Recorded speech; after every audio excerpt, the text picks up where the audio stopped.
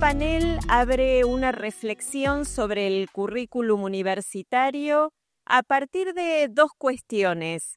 Por un lado, un análisis de las transformaciones en los campos de conocimiento, en los modos de producción, en el mundo del trabajo, en las actividades profesionales y cómo estos cambios impactan en la definición de los trayectos de formación, en la manera en que pensamos las titulaciones, la definición de alcances de nuestros planes de estudio, la manera que pensamos en los contenidos. Y en segundo lugar, un análisis a partir de una reflexión sobre innovaciones recientes en la definición de los planes de estudio, innovaciones en los formatos curriculares que buscan un ajuste o en cierto modo dar respuesta a demandas sociales que son cada vez más cambiantes y globales. Para eso invitamos a dos especialistas. Por un lado, Sergio Trípano. Sergio es profesor regular de nuestra universidad y es especialista en política educacional, en política universitaria, y a Sergio le pedimos que nos ayude a pensar cuál es el papel de las universidades, la función de las universidades en la formación de profesionales, de intelectuales, en este nuevo contexto, que nos ayude a pensar las universidades en estas coordenadas actuales. Por otro lado, invitamos a Alicia Camillioni. Ustedes la conocen, así que no necesita mi presentación. Sabemos que Alicia es la mayor especialista en didáctica en nuestro país, reconocida internacionalmente. Es profesora emérita, fue muchos años profesora de didáctica, hoy es profesora emérita.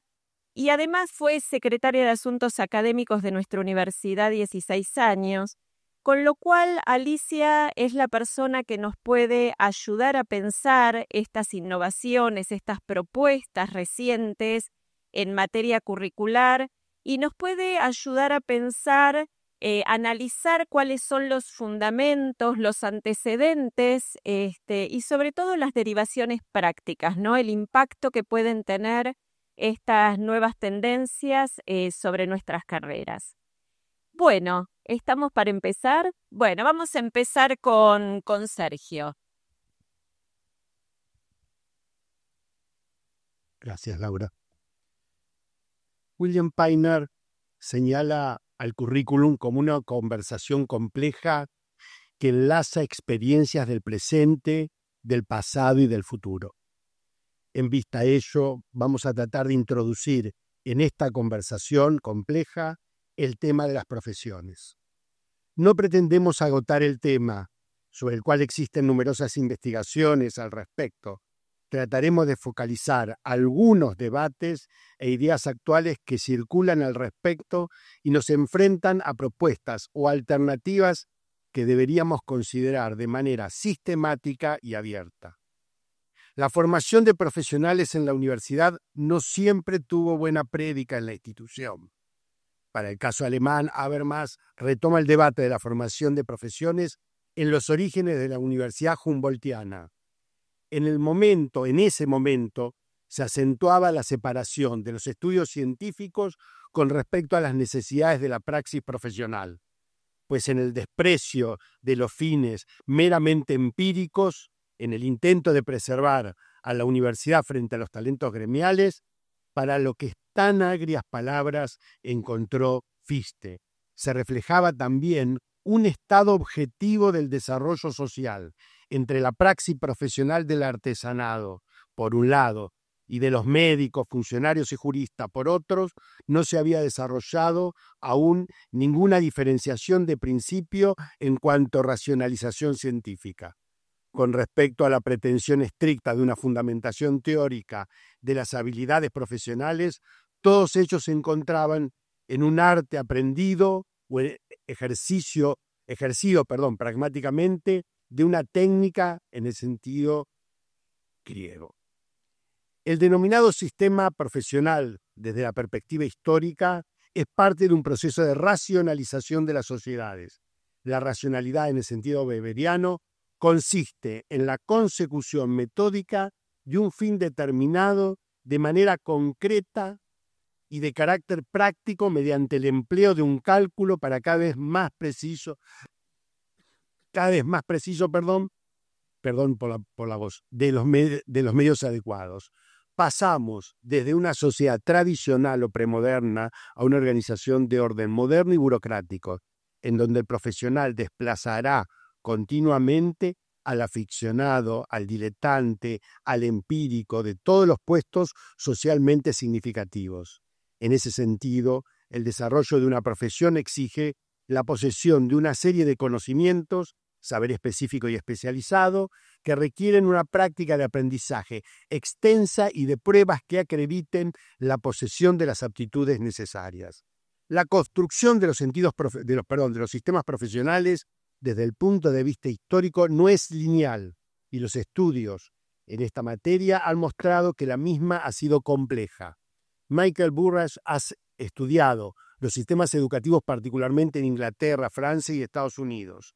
Parte de la hipótesis que los sistemas modernos de la educación profesional son el resultado de luchas y conflictos que se inician a finales del siglo XVIII y que continúan en el siglo XX y en algunos casos hasta finales de siglo.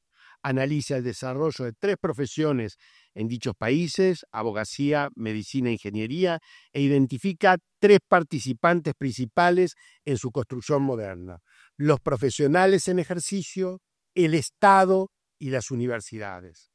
En nuestro país, la enseñanza de las profesiones en las instituciones universitarias no siempre gozó de buena reputación. La universidad es criticada como fábrica de diplomas, o se trató de buscar opciones alternativas, tales como llevar fuera de la institución la habilitación para el ejercicio profesional. Julio B. González, en su proyecto de ley universitaria del año 1941, recordaba las palabras de Bernardo Hussein, quien señalaba que, más que universidades, propiamente tenemos un conglomerado de facultades profesionales, en clara contraposición a otras alternativas de formación. Desde el punto de vista teórico, el denominado proceso de profesionalización fue analizado desde distintas perspectivas. Max Weber, Emile Durkheim, Spencer, entre otros, han sido los autores que analizaron las profesiones en el desarrollo de las sociedades modernas. Talcott Parsons y la mirada estructural funcionalista presentó el desarrollo de las profesiones como un proceso de organización y reconocimiento. Este cuerpo teórico fue ampliamente criticado por la sociología crítica de los años 70 y 80 del siglo XX. Estos procesos de profesionalización fueron vistos como cierre ocupacional para controlar el monopolio y la exclusividad de la jurisdicción. Al concepto de profesionalización, a contrario sensu, se le adjudicó un valor normativo digno de ser preservado en el trabajo profesional, vinculado a un determinado tipo de etos, decisiones informadas, responsabilidad, ciertos valores éticos, entre otros aspectos. En la actualidad, los cambios demográficos, tecnológicos y fundamentalmente organizativos se han expresado en las denominaciones de capitalismo postindustrial, capitalismo cognitivo, capitalismo postorganizacional o más recientemente capitalismo 4.0, y tratan de captar aquellos cambios disruptivos a partir de los sectores que se consideran de alto impacto, como la robótica, los nuevos materiales o las denominadas tecnologías exponenciales, entre otros. Las profesiones parecen haber perdido sus connotaciones clásicas, por lo que sugieren cambiar dicho concepto por considerarlo obsoleto por el de ocupaciones basadas en el conocimiento. Y desde otras perspectivas sugieren modificar el campo disciplinar de la sociología de las profesiones por el de la sociología de la pericia, expertise, que ya no está centrada en que los expertos reclaman habitualmente sus prerrogativas o monopolios en un determinado campo, sino en una extensa red que conecta diversos actores, instrumentos, disposiciones institucionales para intervenir en los diversos problemas o asuntos. A partir de estos cambios, los diversos estudios sobre el tema tratan de analizar diferentes escenarios posibles de estas temáticas de las profesiones. En un primer escenario, la idea de progreso en áreas claves como la informática, la microelectrónica o la robótica tornará obsoleto el trabajo rutinario y multiplicará el número de trabajadores del conocimiento. No siempre queda claro, en estos casos, quiénes son esos trabajadores, y se confunde su tarea con la mera manipulación o transferencia de datos, cuando en realidad se trata de trabajos que exigen el procesamiento intelectual de la información en el contexto de un cuerpo de conocimientos que en distintos grados posibilita su aplicación creativa. Es en la economía postindustriales de servicios crecientemente globalizadas, donde los trabajadores cualificados cada vez más trabajan en grandes organizaciones que imponen sus propias reglas o lógicas y experimentan condiciones de trabajo que se van precarizando con remuneraciones bajas y sujeto a los vaivenes del mercado. Además, empiezan a surgir nuevas ocupaciones relacionadas con los servicios y las industrias culturales. Estas miradas se centran en la crítica al progresivo deterioro del modelo clásico de profesiones. Una postura desafiante, pero de lectura imprescindible, es el libro El futuro de las profesiones, cómo las tecnologías transformarán el trabajo de los expertos humanos, de Richard y Daniel Susskind. La hipótesis del libro, en breves palabras, es que habría dos futuros para las profesiones. En el primero, las mismas serían una versión más eficiente de lo que ya tenemos en la actualidad. En el segundo, a largo plazo, encontramos nuevas y mejores formas de compartir el conocimiento en la sociedad y nuestras profesiones serán desmanteladas gradualmente. En sus propias palabras, en una sociedad industrial basada en la imprenta, las profesiones han aparecido como las soluciones convencionales a uno de los defectos de los seres humanos, que tenemos entendimiento limitado. Cuando la gente necesita ayuda en cierto tipo de situaciones de la vida, las cuales requieren clases específicas de conocimientos especializados, en forma natural, recurrimos a los profesionales. Pero no podemos suponer que esta respuesta actual sea la única o mejor respuesta para todas las épocas. Debemos estar abiertos a la posibilidad conforme pasamos de una sociedad industrial basada en la importancia de la imprenta a una sociedad de Internet basada en la tecnología, a que existan y que puedan existir alternativas que deberíamos estudiar, señalan estos autores. El segundo escenario señala que en la actualidad las profesiones y el profesionalismo se encuentran en posición incierta y ambivalente, puesto que ha producido una evolución del modelo técnico-racional basado en el trabajador de conocimiento a un modelo de profesión propio de las sociedades de servicio. Estamos constituidos por nuevas ocupaciones que no se asocian a las profesiones clásicas, desarrollan su actividad profesional en los servicios o en la industria cultural o recreativa. Consultores, gerentes, programadores, diseñadores, realizadores. Se trata de un modelo de profesión creativocrático, señala Svarta. Algunas críticas a esta postura señalan la necesidad de mirar caso por caso, puesto que muchos podrían carecer de los conocimientos necesarios como para definirlo como profesionales. Otros autores ponen el centro en que las profesiones son víctimas de nuevas tendencias organizacionales de mayor regulación, burocratización y evaluación de resultados.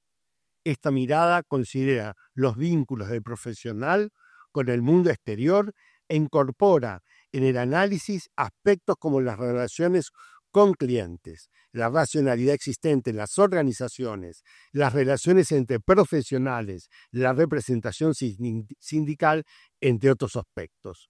Las profesiones están expuestas a distintas lógicas de control sobre las propias prácticas, pero también sobre el control organizacional y a roles que pueden ser contradictorios porque deben incorporar la visión del mercado o de la gerencia en sus prácticas cotidianas. Al incorporar los procesos de globalización como dimensión analítica, otros autores señalan como puntos críticos el debilitamiento de los del papel de los estados nacionales en la tarea de acreditación de titulaciones y certificaciones, así como nuevas y diversas obligaciones que imponen los acuerdos internacionales o la presión que ejercen las corporaciones multinacionales.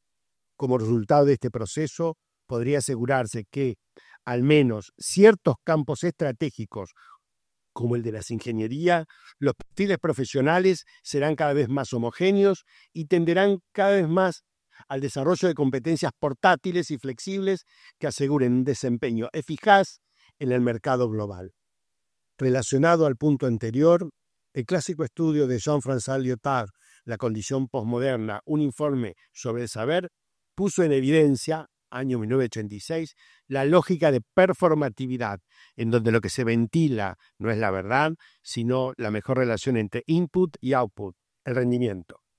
De manera tal, decía este autor, que una enseñanza que debe formar en competencias que son indispensables al sistema social. De ahí en más, se ha incrementado la sospecha que la denominada ideología del operacionalismo hagamos profesionales que sepan resolver problemas y no le demos tantas vueltas a su formación académica, obsoleta y abstracta. Llevaría a vaciar la formación universitaria del rigor sustantivo y científico al que no se debería renunciar. Frente a todo esto, ¿cómo deberíamos responder desde las instituciones universitarias, considerando las diferentes propuestas formativas? Deseo señalar en esta parte algunas ideas de algunos textos ya clásicos en algunos casos y algunos relativamente novedosos, en donde presentan propuestas para repensar las profesiones. En primer lugar, en 1989, Emilio Tenti, en un texto ya clásico denominado Universidad y Profesiones, señalaba críticas al modelo formativo de las profesiones, que pueden ser atendibles en la actualidad. Entre ellas, la fragmentación de los campos profesionales las hace cada vez menos aptas para responder a ciertos tipos de problemas sociales complejos que requieren un abordaje interdisciplinario o interprofesional. Los currículos de formación y los procedimientos formales e informales de graduación se han vuelto rígidos y estandarizados. El conocimiento básico y aplicado en ciertos casos se ha vuelto consensual y rutinario, que impide o dificulta la producción y difusión de innovaciones curriculares o de formatos de enseñanza, innovadores. La formación está centrada, no pocas veces, en garantizar un especialista independiente y no alguien que trabaje en equipo.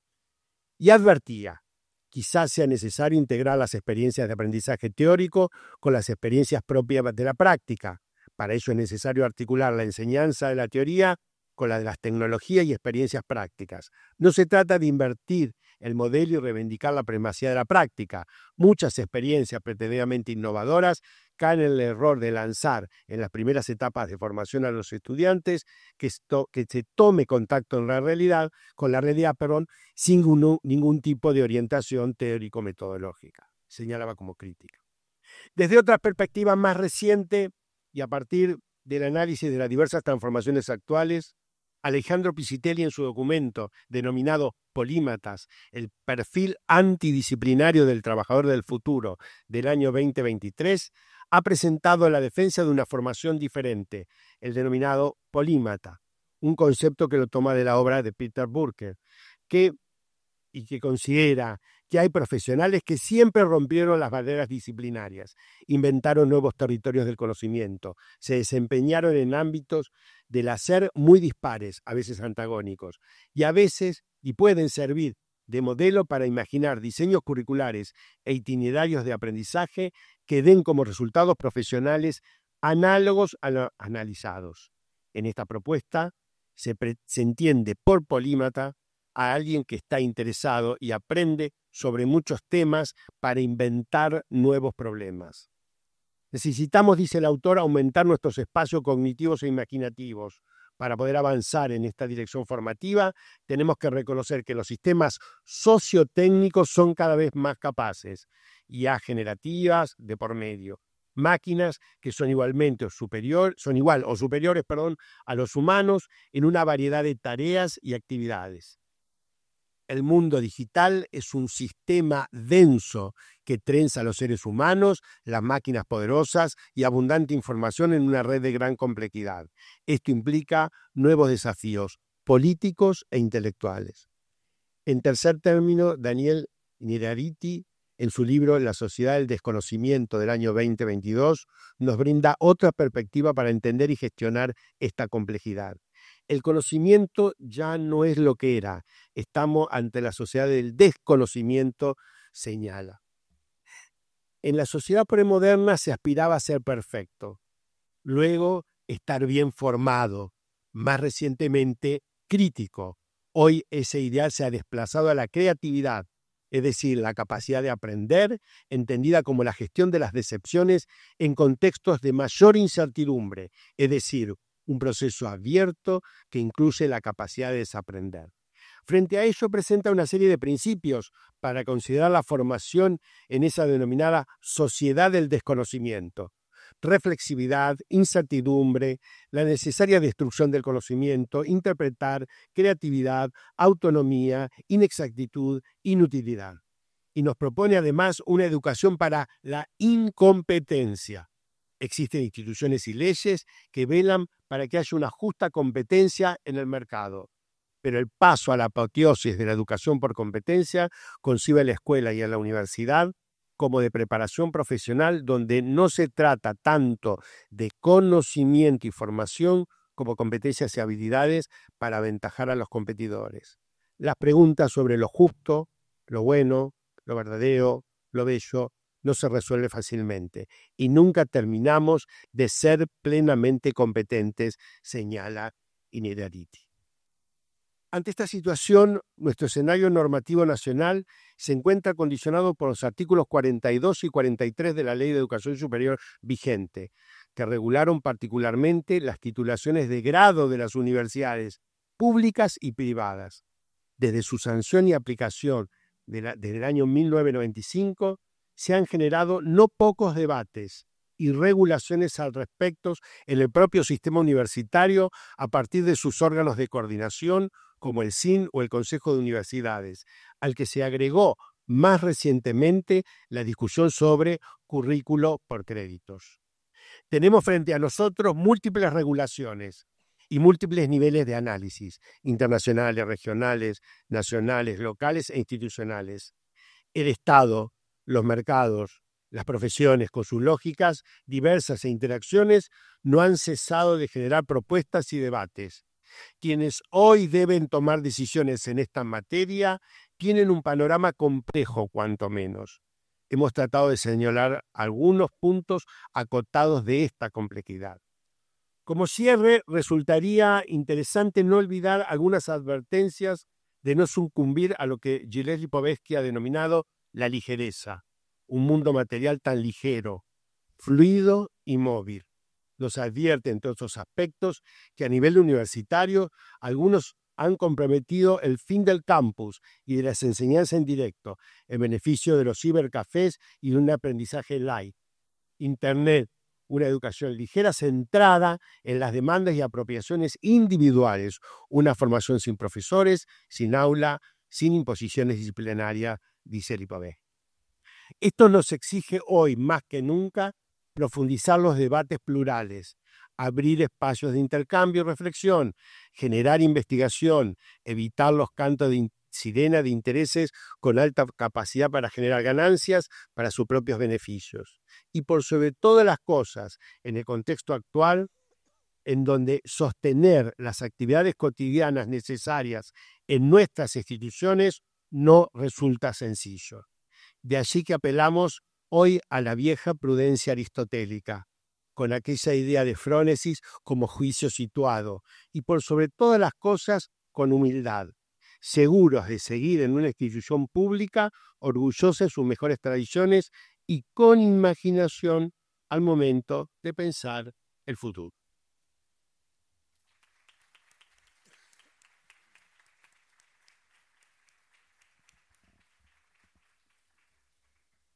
Bueno, Sergio, muchísimas gracias, muy interesante.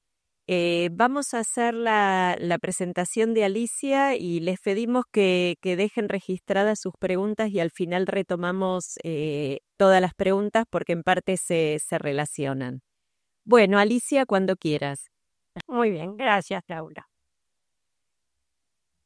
Cuando nosotros hablamos de la universidad, estamos hablando de una institución sumamente compleja que no puede ser considerada de ninguna manera en aislamiento. Tenemos que pensar cuál es el contexto en el cual nos encontramos, cuál es el momento en el cual nos encontramos y cuáles son las situaciones que nosotros debemos resolver. Las universidades hoy, voy a tratar de plantearlo en tema de moda, el clima de la época. El clima de época está planteando a las universidades situaciones peligrosas, amenazantes. Los que venimos trabajando en la universidad durante décadas, como es mi caso y algunos de los compañeros, de los colegas que se encuentran aquí también, hemos debido salvar situaciones muy difíciles. Hemos sufrido esas situaciones también, que en muchos casos han puesto en riesgo de supervivencia, y no solo en riesgo, a autoridades, a docentes, a estudiantes, al graduado, a no docente. Es decir, que sabemos lo que es enfrentar situaciones, pero lo que no estaba tan en riesgo era la institución misma, sino que se adoptaban soluciones a veces terribles, pero la institución parecía que seguía. Pero estamos hoy en una época en la que las instituciones están puestas en cuestión. Es la universidad, la existencia de la universidad, entre otras instituciones medulares para nuestras sociedades, están en este momento en peligro. Y nosotros, así como hemos debido salir en defensa de la universidad y de su comunidad académica varias veces en nuestra vida, hoy nos enfrentamos a esta situación tan difícil que está poniendo en riesgo al mundo entero y que sabemos que va a ser muy difícil de enfrentar. Por eso decimos que cuáles son las soluciones que nos vamos a encontrar para esto. Y algunas aparecen, yo estoy mencionando acá, hay una concepción positivista que muchas veces está planteada, tecnológica, tecnocrática, que parece para algunos que es una solución para encontrar una salida a dificultades de las universidades y de la sociedad entera. Se enfoca en la obtención de objetivos mensurables, escuchamos recién el tema de los rankings, mensurables, objetivos, predefinidos, programados, optimizando el uso de recursos como, tiempo, materiales, tareas, incentivos, para lograr altos niveles de rendimiento, producción. Frederick Taylor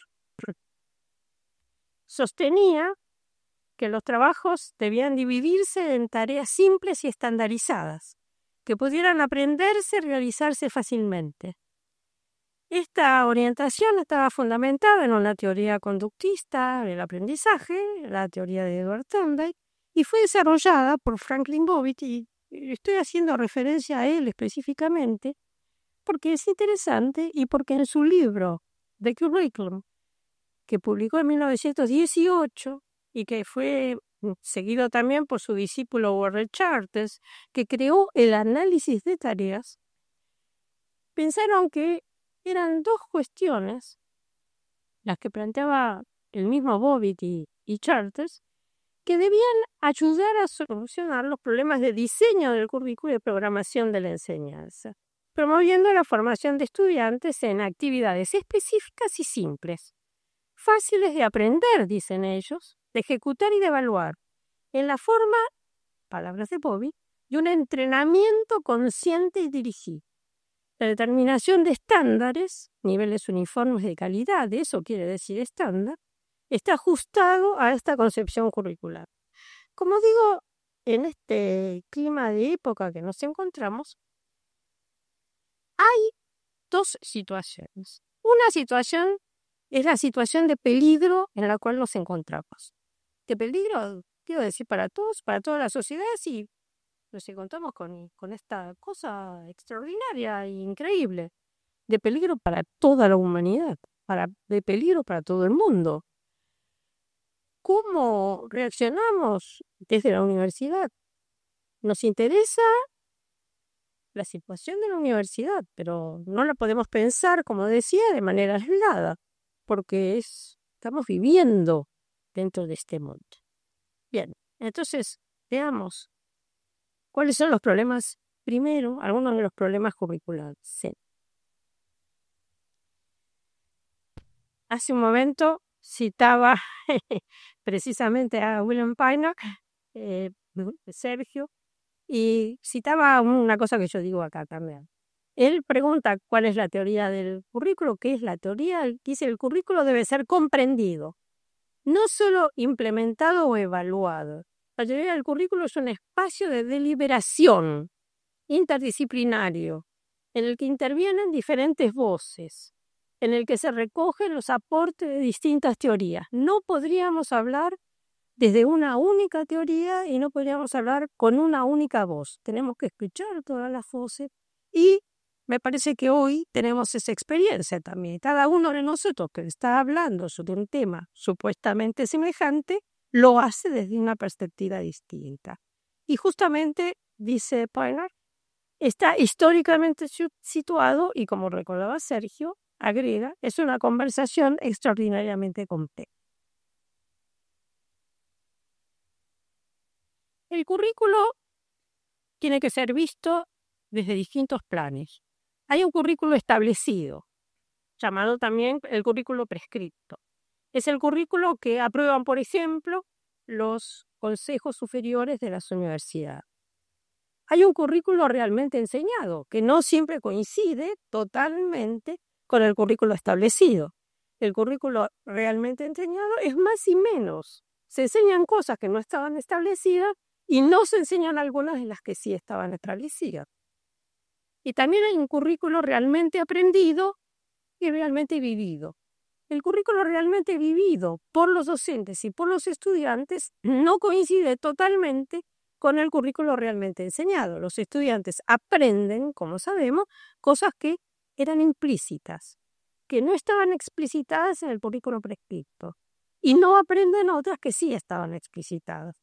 El currículo realmente vivido depende de las experiencias del alumno dentro de una institución que tiene una vida complicada, una vida interesante, una vida dinámica que va cambiando con el tiempo, y el currículo realmente aprendido es lo que finalmente nosotros pensamos que el estudiante que efectivamente aprendió. ¿Lo aprendió realmente? Bueno, acá se nos plantean algunas cuestiones. Una cuestión de diseño del currículo establecido, de programación didáctica, aquello que hacen los docentes, por ejemplo, en sus clases, qué experiencias tiene el alumno, el currículo realmente vivido, y efectivamente, finalmente, ¿qué aprende? ¿Es lo mismo el currículum establecido que el currículum realmente aprendido? Decididamente creo que todos los que estamos acá podríamos responder que no. Hay diferencias y tenemos que aprender a manejar esas diferencias también. El currículum establecido se compone de un diseño curricular, como decía, la resolución del Consejo Superior, el plan de estudio, papeles.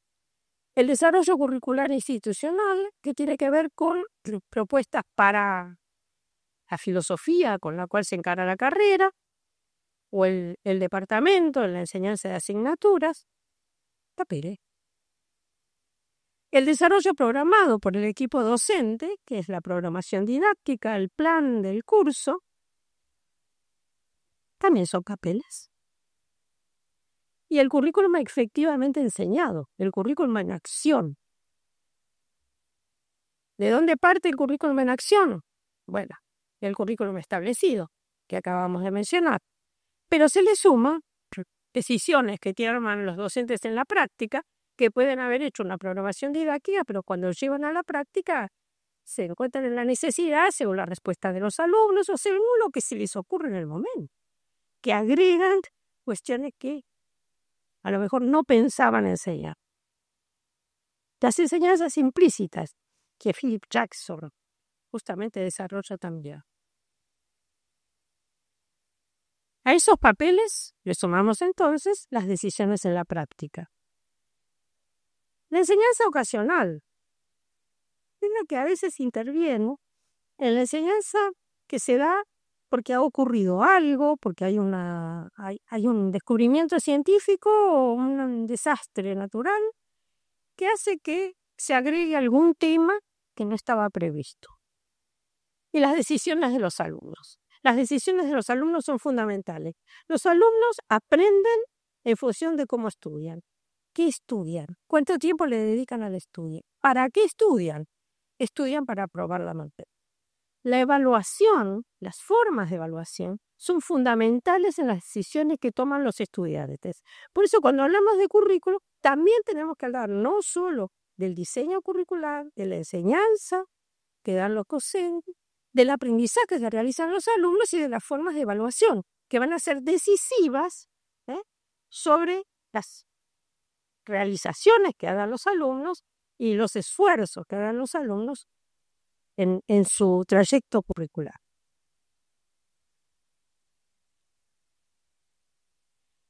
Contenidos curriculares hay variadísimos. Acá pongo algunos ejemplos de esos contenidos que son filtrados de alguna manera, se convierten en saberes enseñados en todo lo que se enseña en asignaturas.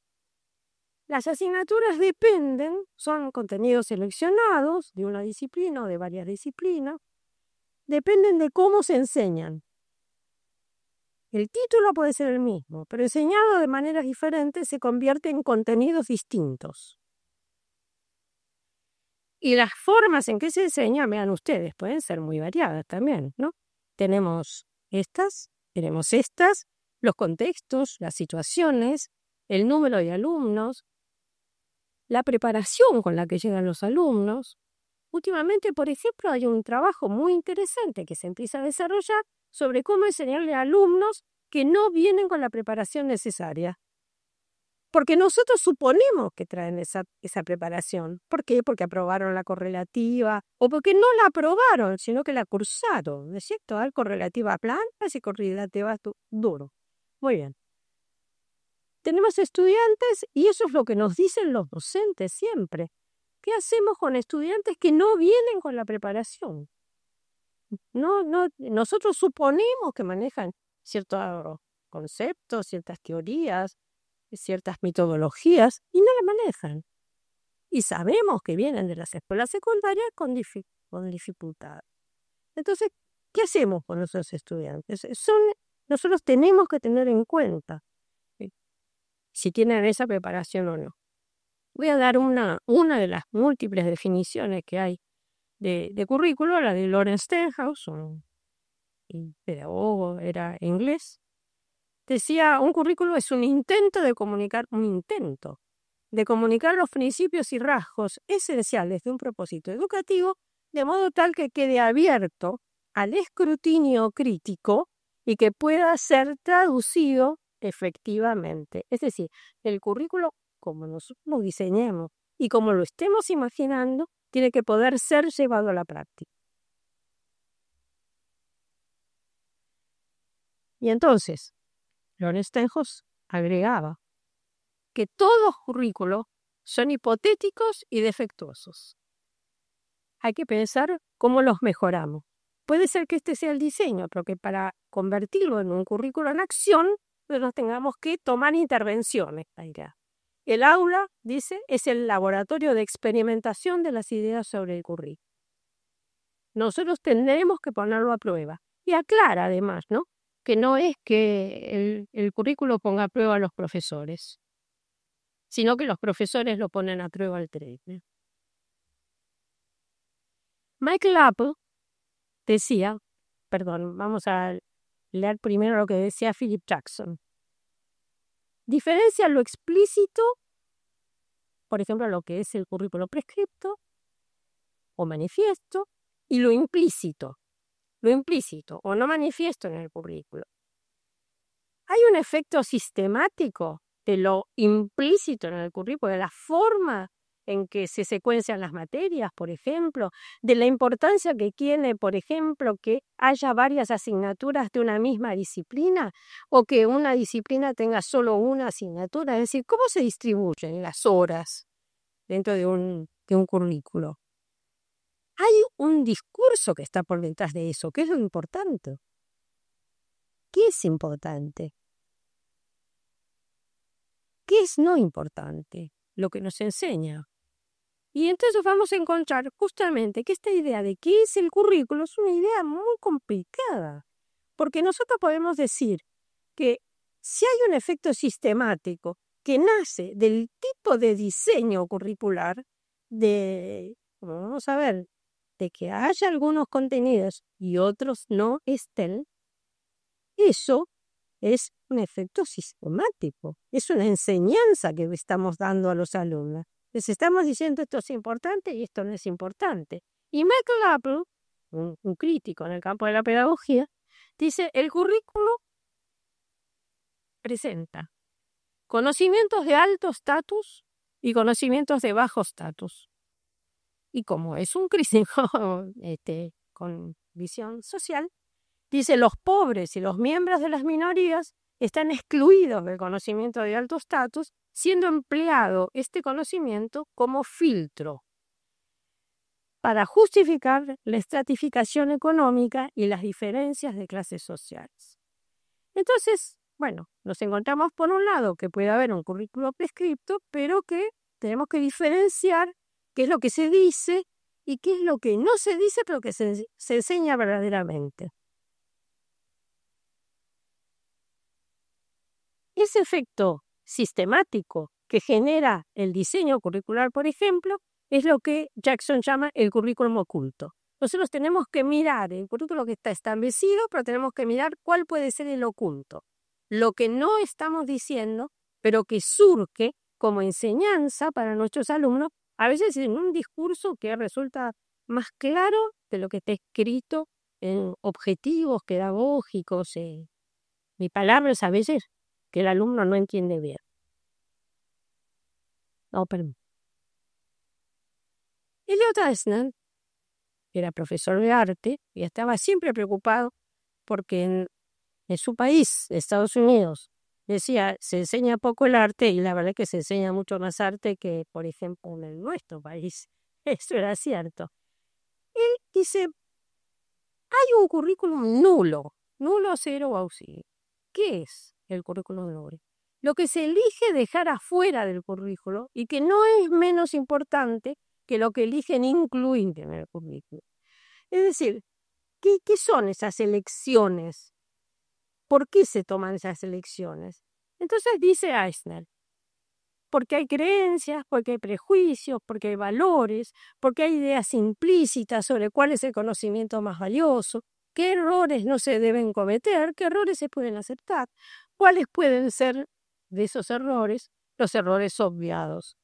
El currículum 0, el currículum oculto, se unen al currículum prescrito.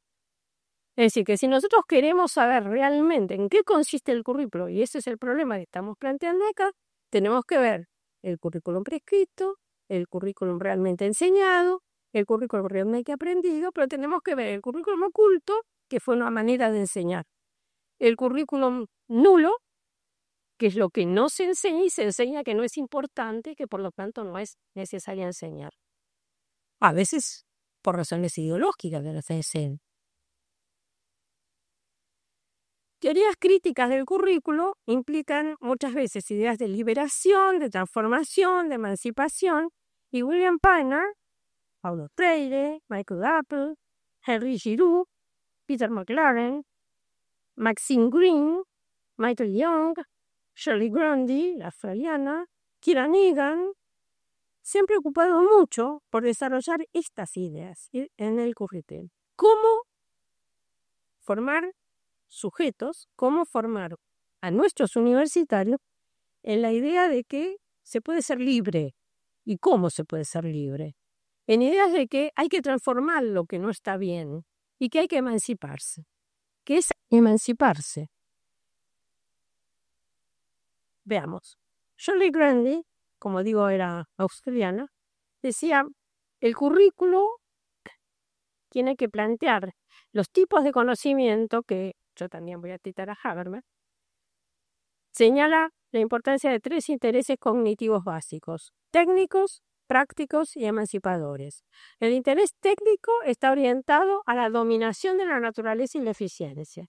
El interés práctico está enfocado a la comprensión y la comunicación. Y el interés emancipatorio, que busca la liberación de las restricciones y la autonomía de los alumnos, solo es posible si uno logra que los alumnos autorreflexionen, autorregulen su aprendizaje, que significa que el yo se vuelve sobre su propio eje, sobre sí mismo. Y para eso hace falta una formación profunda e integral. Esta conclusión a la que llega Shirley Grandy, que tenía una enorme experiencia de gestión en su lugar de origen, pero además manejaba las universidades que estaban dependiendo de Australia, pero que estaban en otros continentes incluso. Así que tenía, como digo, mucha experiencia de gestión muy variada y multicultural. Entonces, ella llega a esta conclusión, que es una conclusión que comparten muchos autores, yo estoy citando, requiere formación profunda e integral. Si queremos una formación universitaria, necesitamos entregar una formación profunda e integral. Eso es una universidad. Las clases de currículo, acá se han movido un poco, pero espero que las puedan ver, pueden ser abiertos o cerrados. Cuando son abiertos, cuando hay posibilidades de modificaciones, cuando no están absolutamente establecidos, sino que hay variantes entre las cuales se pueden elegir. Entonces puede ser abierto o cerrado. Como dijimos antes, puede ser prescripto, enseñado, aprendido. No sé por qué se ha movido todo acá y no se ve bien. Vamos a tratar después de arreglarlo.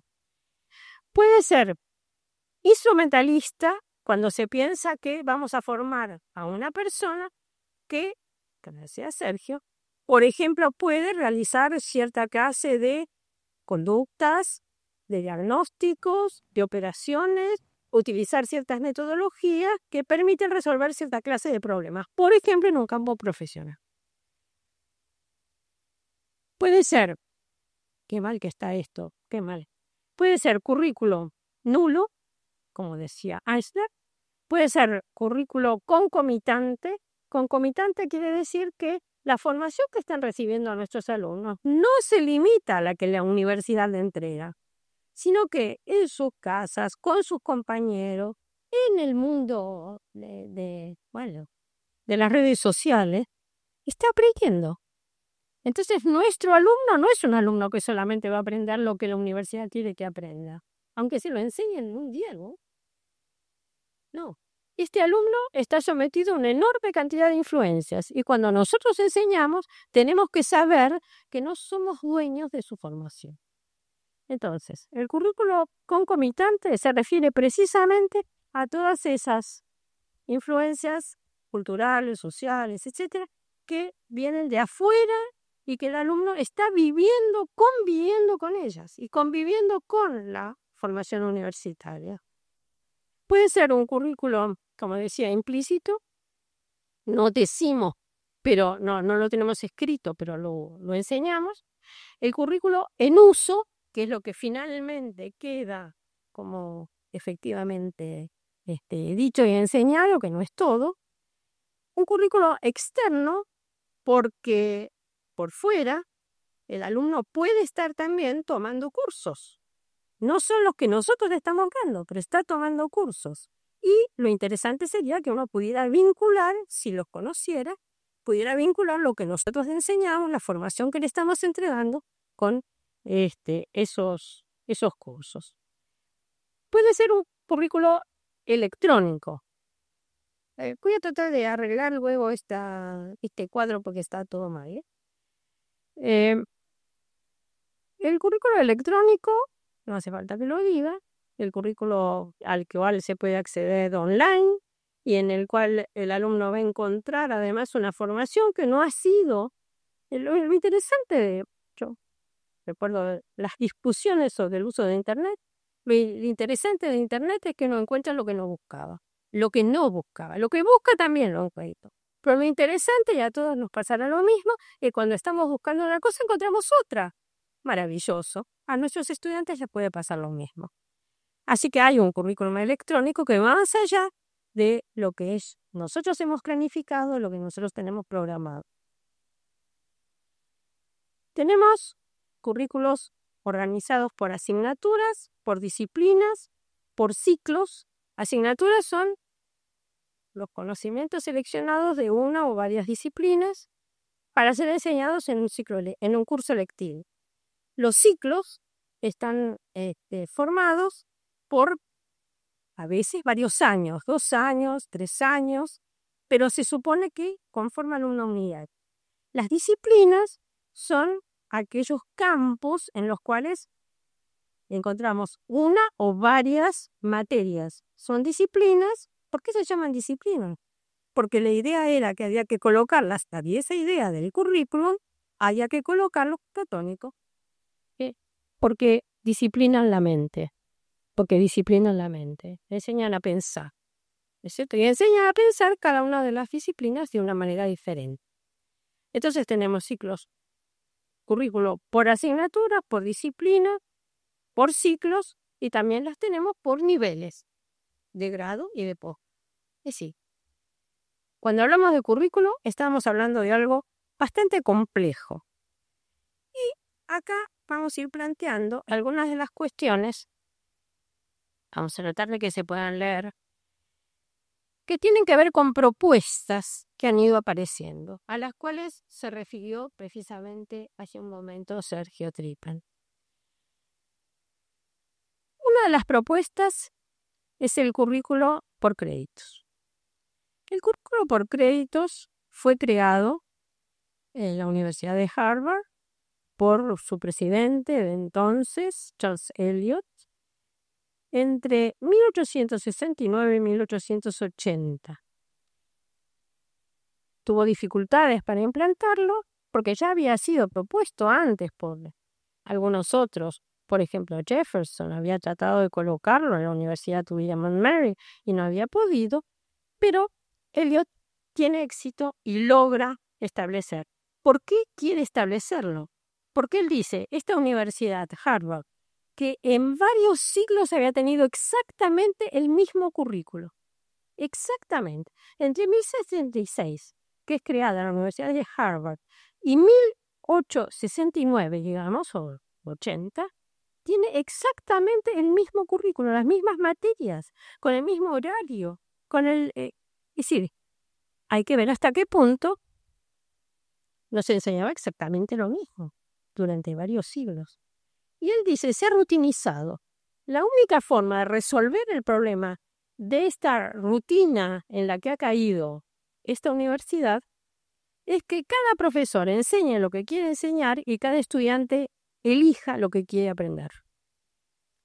Y la solución para eso es encontrarle alguna manera de, comparar, alguna manera de determinar la elección, pero siempre dando libertad al docente para que enseñe y para no solo el modo de enseñar, sino los contenidos que va a enseñar, y también al alumno para que elija las materias, es decir, para que construya su propio diseño curricular.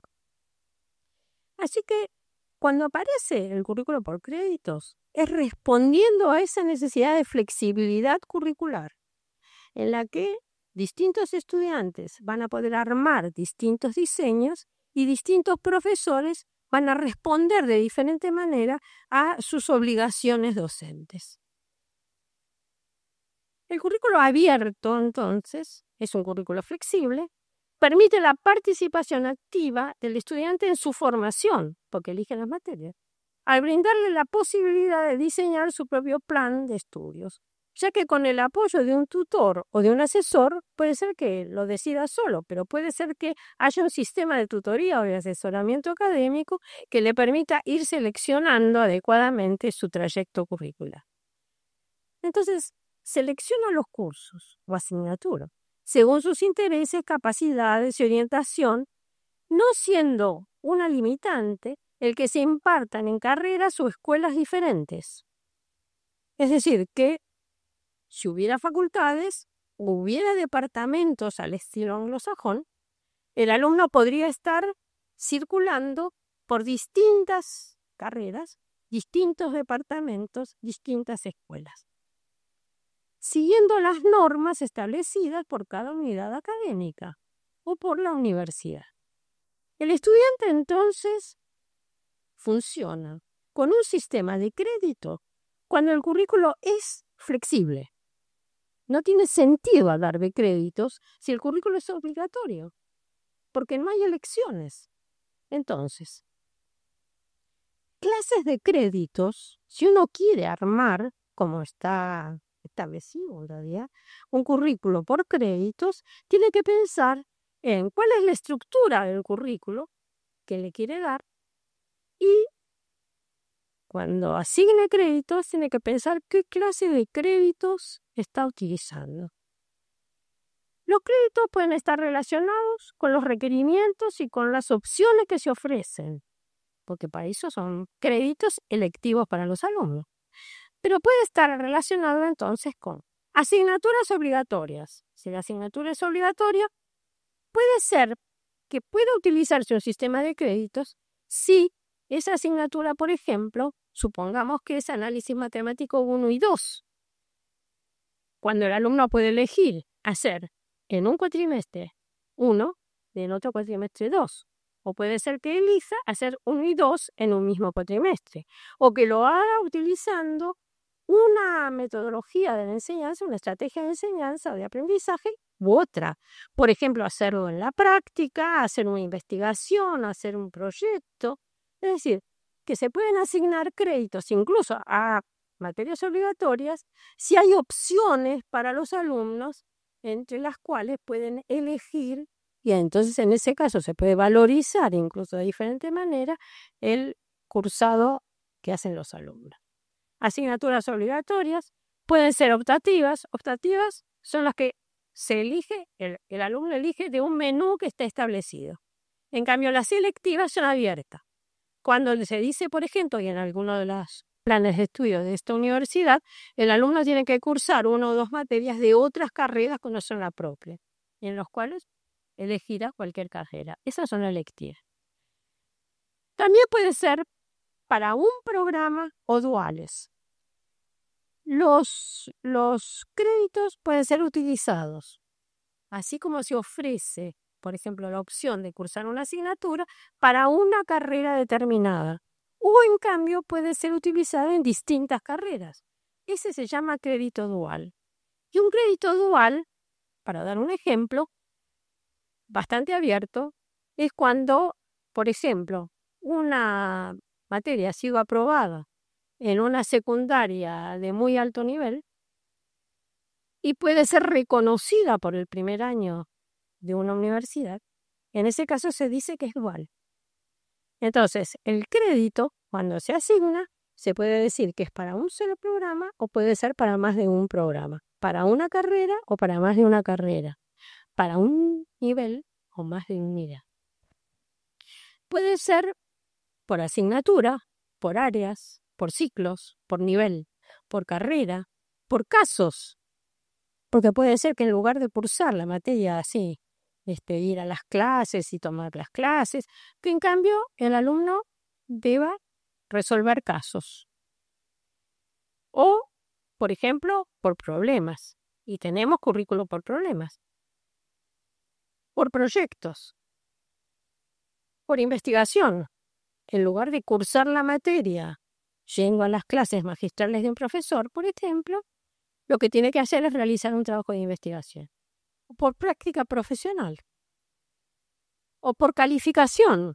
cuando se le va a reconocer el crédito, siempre que en la materia cursada por la que se le reconocerá el crédito haya obtenido una calificación superior por, digamos, 7 puntos. Es decir, que hay una variedad de casos en donde nosotros podríamos establecer opciones que son interesantes desde el punto de vista formativo, porque eso nosotros vamos a ofrecerlas si realmente la formación que brindan es interesante y es importante. Bueno, la formación que está dando la universidad es tan variada y Sergio habló de profesiones y en cada una de las profesiones me quedan problemas distintos que el formato por créditos es interesante, no decir que no. El problema es hacer un diseño curricular. E insisto, las distintas clases de créditos deben ser contenidas, deben ser analizadas. Así que si aparece esta necesidad de transformar nuestros currículos en currículos por créditos, las opciones que tenemos son muchísimas. Porque el crédito no es solo una unidad de medida. Y eso es lo que hay que tener cuidado, porque precisamente la resolución de la Secretaría de Educación aparece como una unidad de medida. Nada más. Cuando nosotros tenemos que resolver para un currículo por créditos, qué formato curricular va a tener y qué tipo de créditos vamos a entregar en cada caso. Si nosotros no tenemos una mente flexible, no tiene sentido hablar de crédito. ¿Cómo? Que no me elige. Bueno, tenés razón. Gracias. Bien. Otro tema tiene que ver con el pragmatismo curricular. ¿Cuándo aparece? Bueno, lo siento, no hay un problema de modificación del PowerPoint. Sí. Decía, en el formato curricular, nosotros nos podemos encontrar, por ejemplo, con una cuestión que tiene que ver con el pragmatismo, con eso de que tiene que ser utilitario, que el currículo tiene que formar para fines prácticos. Y entonces nos vamos a encontrar con el currículo por competencias. El currículo por competencias plantea muchos problemas.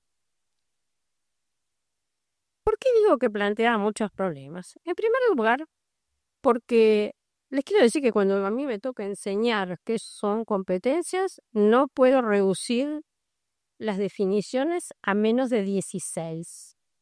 Diferente.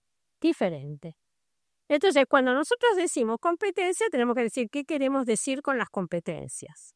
¿No es cierto? Entonces, bueno, ese es un tema difícil porque se pueden efectivamente definir de diferentes maneras. Cuando hablamos de competencias, hablamos de alguien que puede realizar una actividad específica y que para eso posee los conocimientos, las habilidades, los atributos personales necesarios para poder realizar esa actividad con éxito y con el nivel de calidad que se supone que tiene que tener en un profesional graduado en nuestra universidad. Cuando hablamos de competencias, necesariamente estamos hablando de algo que se puede llevar a la práctica, a acciones. Pero las competencias también tienen que poder ser definidas. Hay una base de separación de las competencias que tiene su fundamento en la psicología del aprendizaje del conductismo, como decía antes, en donde el ejercicio, la repetición y el efecto de que alguien le diga que eso está bien, que tiene éxito, que el resultado es el adecuado, la ley del efecto, sirve para que se fortalezca ese aprendizaje. La teoría de la administración taylorista, el margen científico, dice que lo que hay que hacer es dividir el trabajo para simplificarlo, controlar los elementos que se emplean en el lugar de trabajo, hacer contabilidad de costos y sobre estudios de movimiento y producción también, que es lo que la persona es capaz de producir. Bien, entonces tenemos ahí los principios básicos de Bobeck. Decía, analizar la amplia gama, quiero decir en 1918 a propósito, porque es un currículo que el libro de Bowlby inicia la teoría del currículo prácticamente. Entonces, en 1918, él decía, hay que analizar la amplia gama de actividades humanas y dividirlas en campos. Tomar cada campo y analizarlo en actividades específicas. Transformar cada actividad específica en un objetivo de la enseñanza y entonces vamos a tener cuál es la competencia que tenemos que desarrollar. Vean ustedes. La definición 1 de competencia, no les voy a dar las 16. Tiene competencia o es profesional competente el que posee las habilidades, los conocimientos y los atributos personales para desempeñar las acciones requeridas en un profesional en los niveles necesarios para garantizar una práctica segura y efectiva en un contexto y en un tiempo determinado. Y esta es una cuestión fundamental, que siempre que hablemos de competencias tenemos que decir en qué contexto y en qué situación. Si no, esa competencia como cosa totalmente general y en el aire no se entiende. Según esta definición, tiene que tener un contexto, tiene que tener un resultado observable y mensurable, una acción que está claramente definida y saberes de distintas clases. Bien. Pero acá tengo otra definición. Esta definición, la de Spencer es la definición que dice que es el módulo de Leicester. ¿Por qué de Leicester? Porque en el iceberg se ve menos de lo que hay en profundidad. Y en una competencia se observa una conducta, pero tenemos que ver qué es lo que hay por debajo de esa conducta. ¿Qué pensamientos? ¿Qué propósitos? ¿Qué comprensión? ¿Hay capacidad de explicación? ¿Hay capacidad de programar la acción o solamente realizar? Puede ser una realización mecánica de una acción. Pero dice Spencer, no, un momentito, tengo que ver qué conocimientos, qué saberes, qué intenciones, qué valores hay por debajo. Eso es lo que no se ve en la conducta observable. Y es decir, que si yo me limitara a medir conductas observables, es más lo que no sé de lo que el alumno sabe que lo que sé. Por eso el problema está en la evaluación. ¿Sí? Bien, muy bien. Y Gilles Leporter, el francés, especialista en capacitación precisamente para el trabajo, dice es una construcción a partir de una combinación de recursos del sujeto y de recursos del ambiente. Relaciones, artefactos, documentos, informaciones y otros que son movilizados para lograr un desempeño. Quiere decir que cuando hablamos de currículo por competencias, primero tendríamos que ver qué clase de competencias. Hay competencias diferenciales, básicas, transversales, estratégicas, procedimentales o sistémicas, técnicas, funcionales duras o blandas, que son las de interacción social, por ejemplo. Las clases de competencias son muy variadas. Las relacionadas con la disciplina, por ejemplo, pueden ser instrumentales, pero también pueden ser interpersonales o pueden tener que ver con la profesión específica. Los niveles, entonces, son macrocompetencias que pueden ser generales o específicas, microcompetencias que pueden ser generales y específicas. Y los niveles de desempeño también hay que definirlos. Pues si yo digo currículo por competencias, tengo que decir si todas las competencias que tienen que alcanzar los alumnos tienen que tener un nivel superior, bueno, mínimo, podría ser, o insuficiente. Si es insuficiente, sabemos que no va a tener aprobada esa. Pero ¿con qué evidencias? Porque acá el tema es ese modelo evidenciario. ¿A qué vamos a llamar evidencia? ¿A la actuación efectiva o a una actuación potencial, latente? Entonces alguien se ha preguntado precisamente, ¿se enseñan todas las competencias en las carreras universitarias? De las investigaciones surge que hay competencias que se enseñan que no son aplicables. Hay competencias que se debieran enseñar y no son enseñadas. Algunas son solo de conocimiento académico. ¿Estará mal? Yo no diría que está mal. Competencias desarrolladas solamente por simulación, pero también hay competencias desarrolladas por conocimiento académico y experiencia simulada y auténtica, es decir, en situación real. Conocimiento, comprensión, acción y evaluación. cuando hablamos de currículum por competencia, ¿qué estoy hablando? Quiero decir que si yo digo nada más que currículum por crédito, no digo nada. Cuando digo currículum por competencia, si no sé qué son competencias, con qué competencias y qué estructura le voy a dar yo, no sé qué estoy diciendo. Casi diría no dice nada. Y entonces tengo que tener en cuenta qué relación hay entre la competencia y el desempeño. Como me digan que apuren, se los voy a dejar luego para que ustedes no es lo mismo competencia que desempeño. La competencia implica muchos conocimientos, que el desempeño, como dije hace un rato, no demuestra. El desempeño es efectivamente llevarlo a la práctica. Y la competencia puede ser latente. Todos los que estamos acá tenemos un montón de competencias que no podemos demostrar. Las competencias son latentes y los alumnos las tienen como competencias latentes. ¿En qué situación vamos a pedir que las evidencie?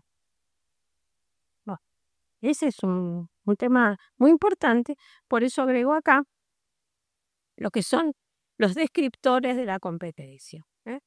Los descriptores pueden ser muy variables. Y nos queda una cuestión que también es muy importante, que es la inclusión de las microcredenciales que aparecen como una solución para las actualizaciones de los currículos universitarios.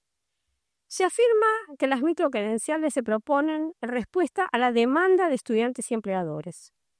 La formación depende del enfoque adoptado, porque puede ser que yo enseñe una actividad específica con enfoque conductista, y en ese caso va a aprender solamente ese estrecho, solamente y segmentadamente esa actividad específica.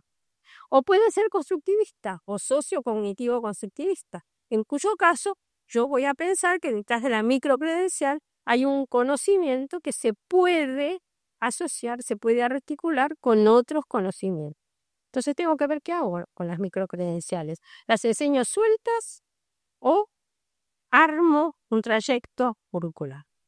Depende de quiénes son los referentes que estemos usando para decir que es una demanda laboral, por ejemplo, que sostienen la selección de la competencia específica que será formada. ¿Es el referente personal, es lo que quiere el estudiante? ¿Es social? ¿Es profesional? ¿Es institucional? Depende del momento de evolución y grado de previsibilidad en el desarrollo de la ocupación y del modelo del sistema de producción, del tipo de desempeño cognitivo u operativo. ¿Es una cuestión de conocimiento, de conceptual, de teoría, de reflexión? ¿O es una cuestión operativa? ¿Cuáles son las operaciones, las conductas que alguien tiene que realizar? Es decir, que las microcredenciales también plantean problemas que si nosotros queremos hacer una actualización de nuestros currículos a través de la inclusión de microcredenciales, hay muchas cuestiones que tenemos que considerar. Una es una demanda laboral. Bueno, acá viene la cuestión de qué es la empleabilidad. Tema también sumamente ambiguo, con muchas definiciones. Yo voy a tomar una que es aceptable, aceptada por mucha gente. La empleabilidad es un conjunto de logros, habilidades, conocimientos y atributos personales que hacen que las personas tengan más probabilidad de tener éxito en las ocupaciones elegidas, lo cual significa obtener empleo, conservarlo, progresar, avanzar y cambiar. No es solamente saber hacer una cosa, sino ser empleable, pero porque es capaz de avanzar y seguir aprendiendo también. Lo cual depende de la dinámica del mercado del trabajo, porque no es tan sencillo decir que porque sabe realizar una actividad específica puede conseguir empleo con éxito, de avanzar en ese empleo. El mercado de trabajo no se puede ver al estilo tradicional, como una cuestión de demanda y oferta. Esta es la demanda y entonces la oferta tiene que responder a esa demanda. Es mucho más complicado. Hay que mirar número de empleados y desempleados, demanda de trabajadores, movilidad. Se crean nuevos, empleos desaparecen, cambian. Hay un referente temporal de corto, mediano y largo plazo. Hay brechas. Hay brechas previstas e imprevistas. Hay regulaciones del mercado. Hay requerimientos culturales de empresas individuales, es decir, para un mismo trabajo, no es que yo le pueda dar un curso y que con ese curso lo resuelva, porque cada empresa es posible que tenga su propia cultura y su propia idea acerca de cómo hay que hacer ese trabajo. Hay escalas salariales, hay cambios demográficos, por ejemplo, nacimientos, emigración e inmigración. Hay internacionalización. Lo preparo para una empresa determinada, lo preparo para todas las empresas, es una formación global. ¿Cómo? Hay necesidades locales, regionales, nacionales, determinaciones resultantes de factores económicos, políticos y tecnológicos. Interviene el azar y la moda, además, en el tipo de actividades específicas que hace falta para realizar ciertos trabajos. Los requerimientos, entonces, responden a un proceso de entropía social, a equilibrios, desequilibrios, a fragilidad e incertidumbre, que son las características de los mercados de empleo que nosotros tenemos ahora. Entonces, no es tan sencillo hablar de microcredenciales cuando se trata de preparar para actividades específicas en respuesta a una demanda laboral, que es una de las características precisamente. Sí, ahora terminé. Los descriptores de competencias, yo acá les estoy dando una referencia y les voy a agregar, además, una bibliografía que yo sé que es profusa, pero espero que les ayude. Así que ahora vamos acá.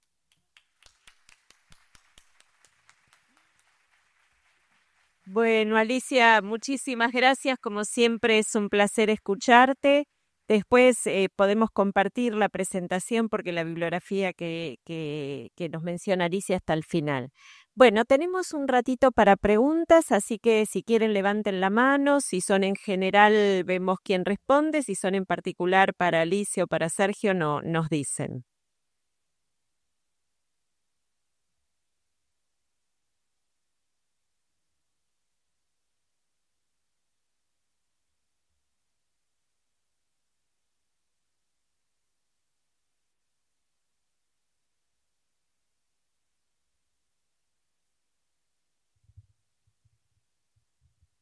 Sí, bueno, muchas gracias. Bueno, es una pregunta medio en general, pero ¿cómo se hace justamente para adaptar los currículos a la masividad que manejamos más en algunas carreras que en otras, creo, ¿no? Porque, por supuesto, todo lo que decían ambos es muy real y es a lo que creo que todos tratamos de apuntar como educadores, pero a veces después en la masividad uno termina teniendo que fragmentar y fragmentar y fragmentar y fragmentar y todo se convierte en un puntito, entonces, bueno, no sé, de nuevo, es una pregunta un poco amplia y un poco difícil, pero... No tiene que contestar. Yo voy a tratar de contestar. Mira, yo hace años, profesora de didáctica, me preocupé mucho por el tema de la masividad.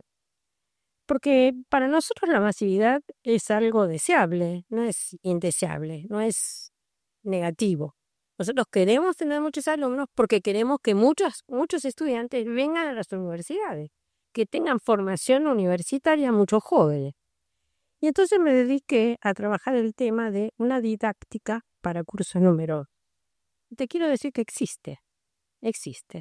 Hay estrategias de enseñanza que son especialmente adecuadas para trabajar en cursos numerosos. Las mismas estrategias de enseñanza que uno puede utilizar para cursos pequeños se pueden adaptar, no te voy a decir que de la misma manera, pero se pueden llegar a adaptar para trabajar con muchos alumnos. Y sobre todo, bueno, cuando tenemos muchos alumnos necesitamos interactuar con muchos alumnos. Y hoy efectivamente la digitalización nos permite, la distancia nos permite trabajar con mayor número de alumnos. No es lo mismo, lo que quiero decir es que no es lo mismo enseñar en un curso pequeño, pero yo estoy acostumbrada a que me digan, si yo estoy enseñando que hay que utilizar algún tipo de estrategia, que me digan, pero yo tengo 300 alumnos. Y es cierto, no es lo mismo, no es. Pero hay que buscarle la vuelta porque existe. Hoy tenemos además muchas ayudas para poder hacerlo. Bueno, ¿alguna pregunta más? ¿Comentarios pueden ser? ¿Impresiones? Sí, Katy, ahora después vamos. Indudablemente por todas las exposiciones que escuchamos hoy y con el cierre de lo de Sergio, hay que ser prudentes ante de tomar modas circunstanciales o transferir experiencias de otros contextos a un contexto que puede ser completamente distinto como es nuestra tradición universitaria y de la UBA en particular. Y realmente son todas más muy complejos. Era casi imposible seguirlo a Sergio y a Alicia con todas las diferentes perspectivas, diferentes opciones. Y bueno, la idea de esta jornada es justamente mostrar la complejidad de las decisiones que tenemos que tomar y no tomar decisiones apresuradas, porque no sabemos si las decisiones apresuradas sean mejores a las cuestiones que hoy tenemos, y más en un contexto de restricción presupuestaria, porque también hacer transformaciones cuesta dinero. Por eso era un poco el sentido de estas dos presentaciones, que más que con una solución técnica y aplicable, nos abre la cabeza de decir que son cuestiones muy complejas y que tenemos que tener mucho cuidado para tomar decisión. Esto es una interpelación a mis compañeros secretarios académicos que todo el tiempo estamos tomando decisiones permanentemente. Y a mí lo que me plantea tanto lo que está pasando en Francia, que es un anticipo de cosas que pueden ocurrir acá, como las dos exposiciones de Alicia y Sergio muestran que son temas muy difíciles y muy complejos y que están cambiando. Entonces, todas estas variables las tenemos que tomar de manera conjunta y que seguramente cada uno de los temas acá trabajados por Sergio y Alicia los retomemos en estas reuniones más pequeñas, contextos y quizás incluso por disciplinas de manera distinta. Así que para mí me parece que esto lo que nos abre es la cabeza y nos muestra la complejidad de las decisiones que tenemos que tomar y que tenemos que ser prudentes en ese sentido, ¿no? ¿Alguna otra sugerencia, Alicia o Sergio, frente a esto? Nada más, frente a lo que es a esta decisión, que alguna idea más para cerrar de sus exposiciones, independientemente que después pregunte.